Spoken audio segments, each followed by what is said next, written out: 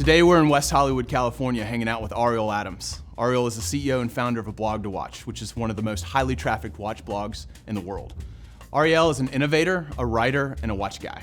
Today, we're going to get to know Ariel, and we're going to hear some great watch stories.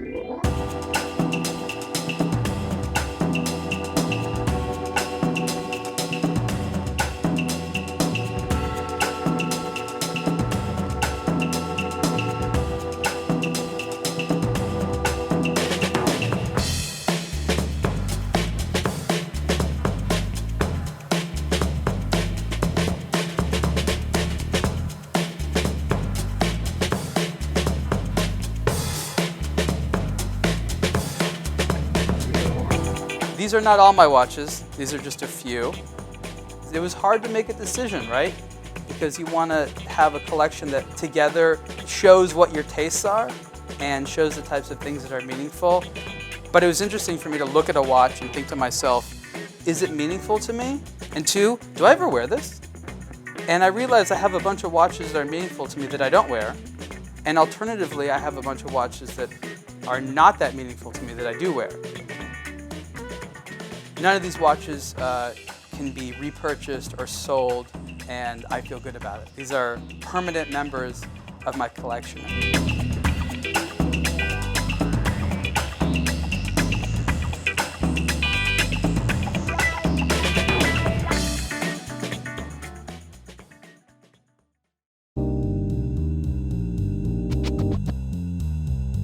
This is one of two watches that the actor Christopher Lloyd wore in the original Back to the Future. If you look closely on the screen, he's wearing one of these.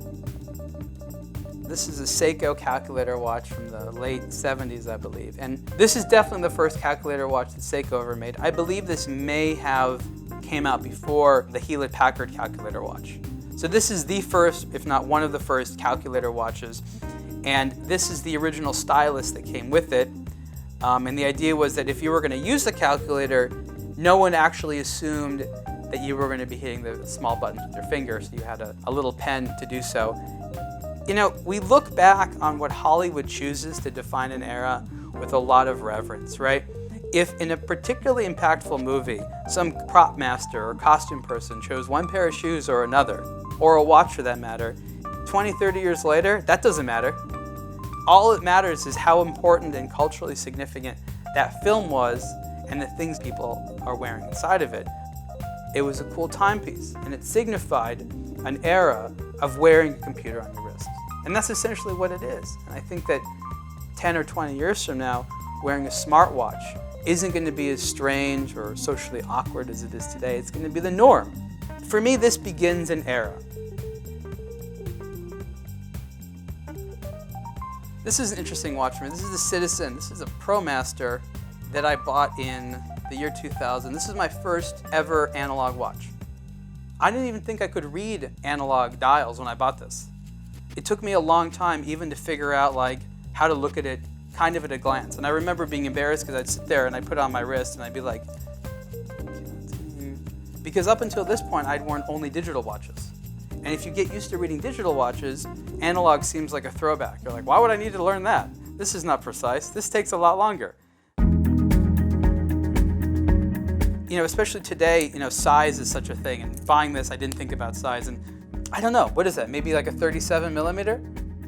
And so I wore this watch probably every day for about a year or two.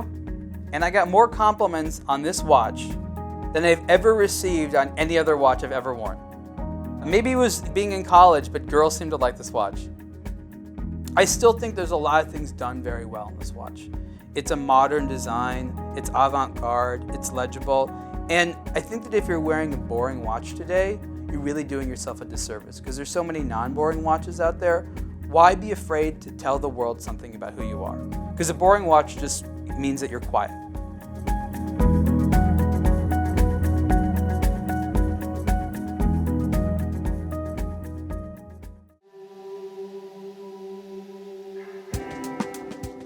This is a Tissot that I discovered in my father's possessions after he passed away.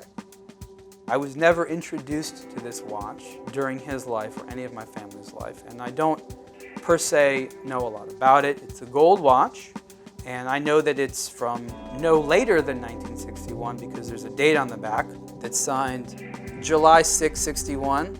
It's to someone from their father, and I don't know who that person is because this part of my family's history wasn't communicated to me. It's clean and it's attractive, and it's beautiful. But if you look at this, you can understand how the culture of producing elegant watches goes very deep. We tend to think of most of the 20th century as a time when people had to wear watches as utility. And of course, there's very beautiful ones out there, but we think of them less as luxury items versus like a nice pair of shoes. But with a watch, it's small enough that you can discover it. And I discovered this, long after being into watches. It's not like life said, oh, he likes watches, let's throw him something. This was always there, whether or not I would have been into watches or not. But being into watches allowed me to appreciate this in a much deeper way.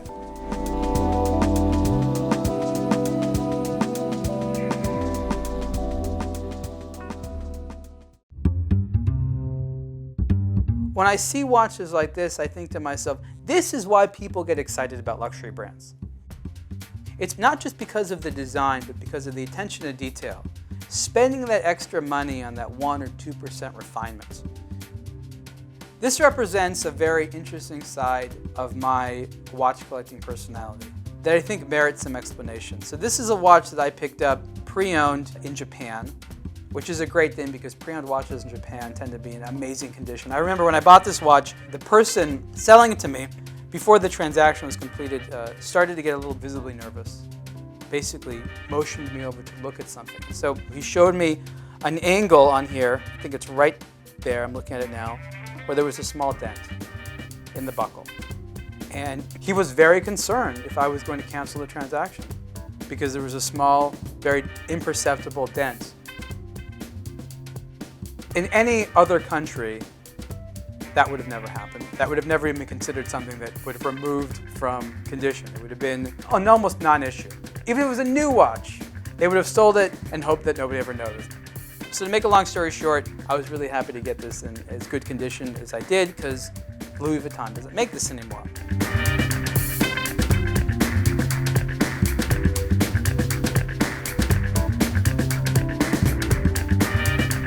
A common question I get asked is, why watches? Why do you like watches? How do you get into watches?